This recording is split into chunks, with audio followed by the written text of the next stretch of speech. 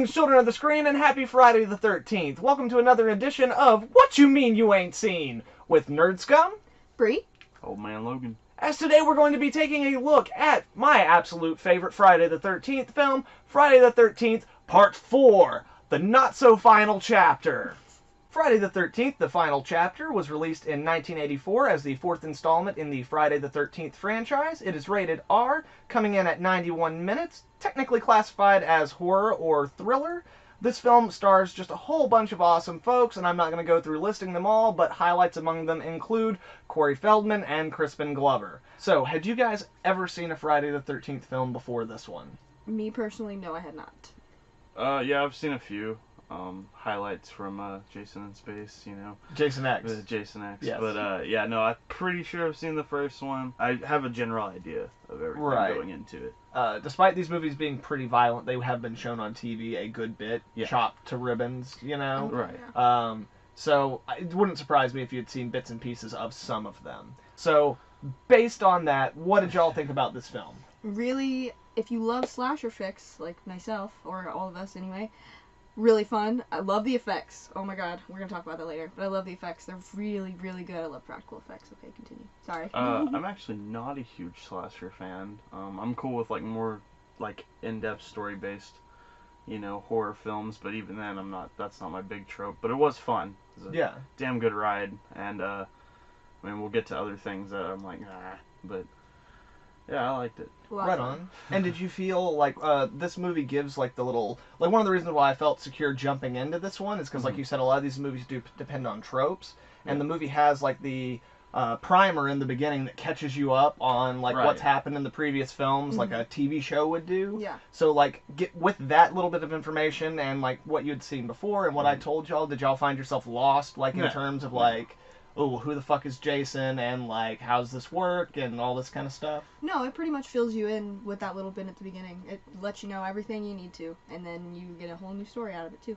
Yeah, no, I mean, first of all, if you ask who's Jason, you probably live under a fucking rock and aren't watching this video to begin with. Right. But yes, like, feel very secure going into this as far as my knowledge on Jason after that little, you know, dealio. You know, and I mean, like, a lot of people don't know the story with, like the mom. Yeah, like in the first movie, Jason not like, being... oh, okay. Although, like, after the movie Scream got popular and stuff, like, that's a factoid that now is a little bit more... Played on, and, like, people know it more, but still, yeah, you're right. Like, especially, like, when I was a kid, most people were totally shocked, myself included, to find out that in the first movie, Jason's not the killer. But, in general, yeah, it's not an overly complex mythology, at least up until this point. So, yeah, like...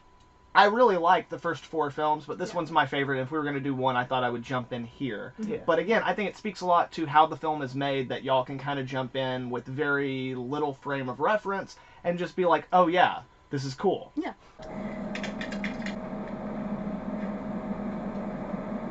What? It says you're a dead fuck. What? A dead fuck? Okay, guys, so what was your favorite thing about Friday the 13th Part 4, the final chapter? Mine's a little goofy, but there's a moment where the kids first get to the cabin, and they end up, you know, they put on music or whatever, they're hanging out, and they start dancing, and the one guy, I forget his name. Crispin Glover? Yes. His dance is so great. Would you care to dance? It's good.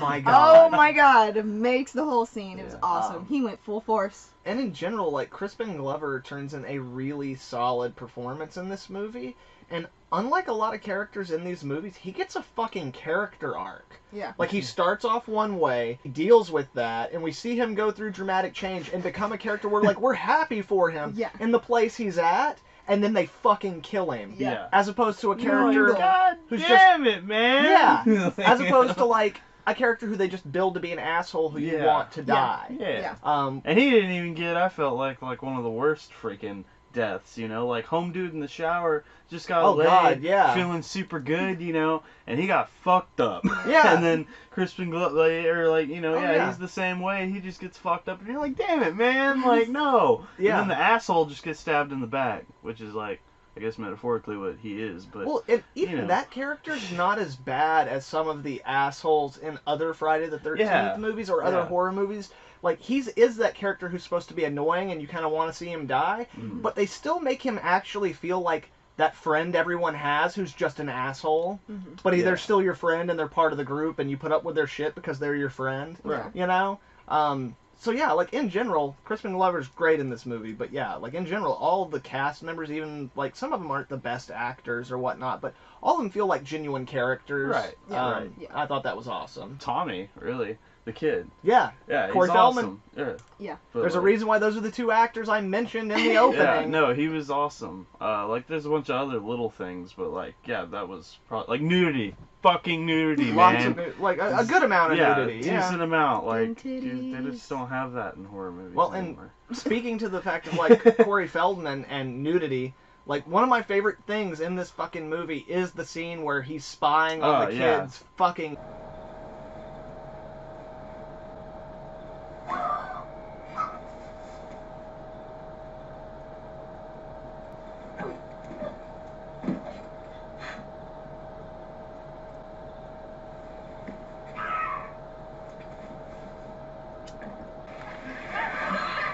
In the house Yeah. across the way Yeah. because it feels so genuine. Yeah. And his Yeah. reactions are Yeah. so Yeah. authentic. Like people, I've heard people complain, oh, it's too over the top. I'm like, no, dude, he's like a fucking 11, 12-year-old Yeah. boy who, like, there's no internet at the Yeah, time. he's Like, never- Yeah. all his- Also, they're in the middle of fucking nowhere. Exactly. Yeah, like, he's so, never seen like, that before. all he's got is like Sears catalogs and shit. He Yeah. doesn't even have a dad living with him who might have a stash of porno mags somewhere. yeah, Right, he's got right. nothing. Like, that's all he's got. So to me, that's very authentic. And again, as I mentioned to y'all, I saw this movie when I was about that kid's age. So you So, got like, it. You're like, yeah, dude. Because I got these. because for me, that one scene is a microcosm of me watching the whole movie. okay. Like, that represented my experience in the movie. Not only that scene, but like obviously he's the tag-along character for younger people because very Yeah. intelligently in this movie, I think the creators knew that like this is not a movie for kids. Kids should not see this But movie. they're going to. But kids are gonna see this movie. Yeah. So if we add a kid to the story, not only does it up the tension for adults who want to see the kid get protected,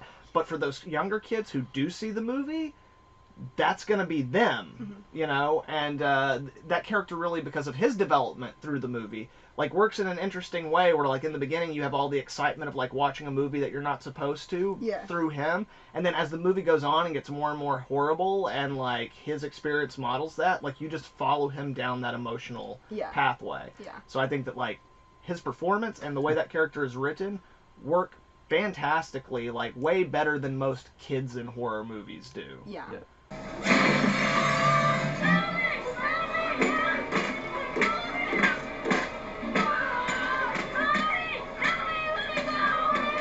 And kind of like flowing out of all of that, like my general, like it's hard for me to pick a favorite thing in the movie because this is my favorite Friday the 13th movie. Right. But like in general, my favorite thing about the movie is just that they gave a fuck. Yeah. Like the people making this movie, they saw it as, if not the they saw it as the final movie, but if not the final movie, then definitely the end of an era Yeah. of Friday the 13th, where they were going to kind of push the idea of Tommy Jarvis as the killer in the future, was the idea that they had if they went forward any. Yeah. So like the script is one of the best scripts in terms of like characters and like just like getting you emotionally involved in the story and like making you care about the people, and then also just like it doesn't have all the best kills, and obviously there's some kills that got cut, but like the makeup effects, like you said, are fucking phenomenal. Yes, Like so good. most of the kills, even if the effect isn't shown or isn't like the best, it's still very visceral. Yeah. Yeah. Like hippie banana girl with the knife to the throat. Yes. You're like, that would probably bleed more, but just the fact of like her choking, Yeah. like it looks like she's choking, and like because Yeah, you and have then the grip of the banana. yeah, like all that stuff works so well to create like a visceral moment. It's Yeah. like it doesn't feel like at any point in this movie they were like, oh, we're making Friday the 13th Part 4.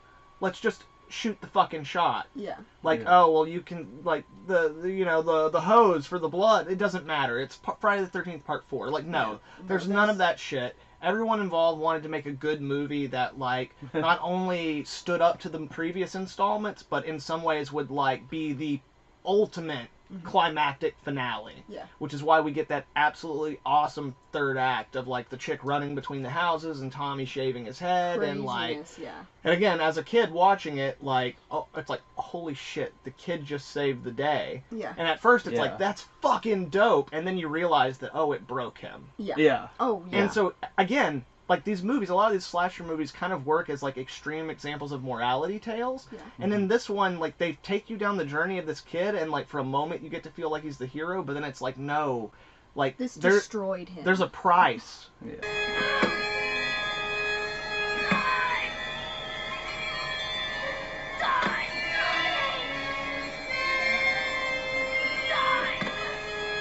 To something like that. Yeah. And so, even though I don't think that's the point the movie's trying to push home, it's more that it's just a fucked up cool idea. Mhm. Like, again, I did a whole video a while back on One Friday the 13th about my inferred mythology. Like, how me as a kid watching the movies put together the universe in my head. Okay. And, again, for me as a kid, like, being raised religious and the idea of a morality tale being very ingrained into me, like, I saw a lot of things in this particular installment that other installments just can't live up to. Yeah. So, yeah, it's my favorite. It's fucking awesome.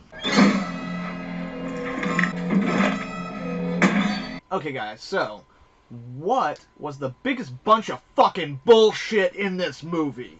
What was the worst fucking thing in the movie? What didn't you like? For me, mine was Teddy. Teddy? It was the worst for me. He was awful. Oh, I hated him from the moment I saw him. I hated him.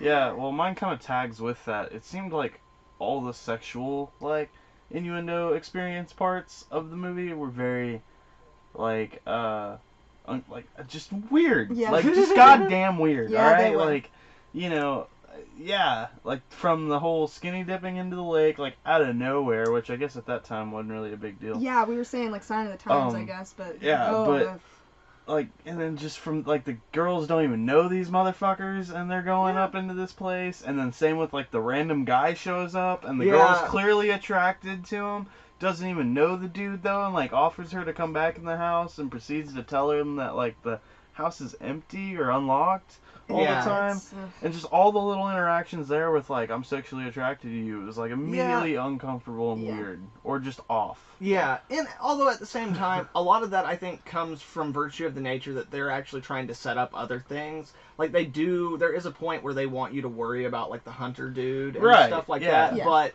again, because of just like social differences and stuff between then and now, like the first thing we notice is not the thing that the movie's actually pointing out. It's more just like, that's weird Yeah. that you would react that way to this rando dude. I'm Yeah. uncomfortable. Yeah, so, although, at the same time, I will say that, like, in the party with the kids, whenever the one twin chick is trying to hook up with the dude who has the girlfriend, Paul, yeah, like, I think that that's actually handled, it's uncomfortable, but I think that's actually handled really well in terms of how all the rest of the group and her sister react to it. Yeah, Yeah. yeah. It felt genuine. But, And even, like, you hating Paul just long enough for him to be like, I'm a fucking asshole. Yeah. Yeah. And then he bolts, and you're like, well, you're still a douchebag, but, But like, I okay. guess at least at the Yeah. end of the day you did. So, like, while I definitely agree about a lot of those things, I think that, like, within context of the period Yeah. of the movie, Mhm. the relationships and sexual stuff is handled relatively well. Yeah. Yeah. It just feels a little awkward sometimes. Although, like, the shit in the beginning in the morgue, which, by the way, I love those two Oh, actors. yeah. Yeah, The nurse yeah. and the That's dude. another thing. I forgot to even mention that. Like, right off the bat, I was like, this is fucking weird. Yeah. Like, you know, It's but- weird. And that's kind of how all, like, medical professionals or, like, morticians or, like, fucking Or- ambulance drivers were depicted in horror movies. In the Yeah. freaking... I mean, in the next movie, the guy who pretends to be Jason, spoiler alert, in the next movie, it's a guy who fucking pretends to be Jason. He's an ambulance driver. Oh. Yeah. Interesting. So, Okay. you know, Just creepy anyway. yeah, in general. Real cute girl. Was. Well, she still is. All you gotta do is go over there and take off your Nice talk, real nice talk. I get the top copy. It's fucked. Yeah. It's a little fucked. I love it. The actor sells it so... Like, it's so good. Like, he Yeah. just sells the perfect sleazeball piece of shit. Yeah, oh yeah. The only thing that could make it better is if it was Bill Murray. God. Because Bill Murray's the king of playing those roles. Yeah. And making you like them. Okay, so for my least favorite thing, it's really just a bunch of bullshit. Like, it's a Okay. bunch of little nitpicky kind of bullshit Oh, things okay. in the movie. Yeah. And so, like, I'll just briefly mention a couple of them. I talked to y'all about one of them earlier. We never see what happens to Mother Jarvis. Oh. Yeah. They cut her scene for various reasons. Yeah. And, like, obviously, we know she's fucking dead. Yeah. Jason fucking killed her. But we don't see it. And, like, it doesn't really bother me, except for the fact that, like, it is a horror movie, and a bunch of people have postulated that, like, Mrs. Jarvis is actually still alive, and she just, like, ran away. And I'm like, no, fuck you. A couple other little things, like, when Home Chick gets thrown out of the window, as well as whenever later on the girl willingly jumps out the window Yeah. after taking a cue from the dog, who was like, I'm getting the fuck out of here. Like, when they do that, once you've watched the movie as much time as I Same can, window? no, Oh, it's okay. that they are both male stunt people, Oh, wow. and like especially the one the second time around, like it's a stunt man with just the hugest dick and balls that you've ever seen on someone wearing panties. No lie. Yeah, I didn't notice that till I saw this movie on the big screen. Dang. Like I'd noticed it was a man a few times before, but then like I saw it on the big screen, I was like, so like there's little things like that. But my biggest thing out of the nitpick category, I feel like you is- could just fucking stop there. I mean that's a good one, but the other one actually, this other little nitpick actually bothers me more. Okay. It's because Corey Feldman, his career was really starting to take off, so they wouldn't let him or his. I can't remember if it was him or his mother or his agents. They wouldn't let him shave his head for real. So yeah. he's got So like his head a looks bald super cap. big all of a sudden. Yeah, I see. which works on one level because Yeah. he looks more like Jason. Right. But at the same time, again, the makeup holds up really well, so it's not that big Yeah. a deal. Yeah. But at the same time, it's just like, you know, it's just one of those nitpicky things. You Yeah, gotta yeah, pick yeah. something. Once Yeah. you mentioned it, like, it makes sense. Yeah, I didn't even think about that, but... Again, like, the scene around it is so fucking badass. It's Yeah. like, I give it a pass. Yeah. And the fact that he looks so much more like Jason, I give it a pass. But at the same time, I'm just like, God damn it, you should have just shaved that little son of a bitch's head. Like, Right? fuck him. Yeah. But he had another movie. I think he had, like, The Goonies coming up right after that or Oh, something. So okay. he needed at least some hair Mhm. to work with. Fucking prima donna little bitch. I love Corey It's a Feldman. lot easier to put a fucking wig on than a bald cap, you Yeah. ass. Yeah. If it wasn't for your Michael my Jackson God. dance and Dream a Little Dream, I would hold that against you. But Shining right above you. Night breezes seem to whisper, I love you. Birds singing in the commotion. Dream a little dream of me. Just say goodnight and kiss me. Just hold me tight and tell me you'll miss me. While I'm alone and blue as can be. Dream a little dream of me. right on, guys. That was our thoughts on Friday the 13th, Part 4, the final chapter. I really hope you guys enjoyed it. Good night, guys. Later. And if you liked this video, please leave a like and share it with some friends. That's more important now than ever with everything YouTube's been changing up on YouTubers like ourselves. Also, if you're not subscribed, make sure to subscribe and hit that little bell so you can get updates on all the dope content I'll have coming out here in the future. Furthermore, guys, if you'd like to follow me on Instagram or Twitter, I will have the link for that in the description below. Once again, thank you very much for your time, children of the screen. I hope you all have an awesome Friday the 13th, and don't miss my unboxing of the NECA Ultimate Friday the 13th Part 3 Jason figure, which should be coming up at some point today. Thank you very much, guys. I hope you all have a good one. Nerd Scum, out.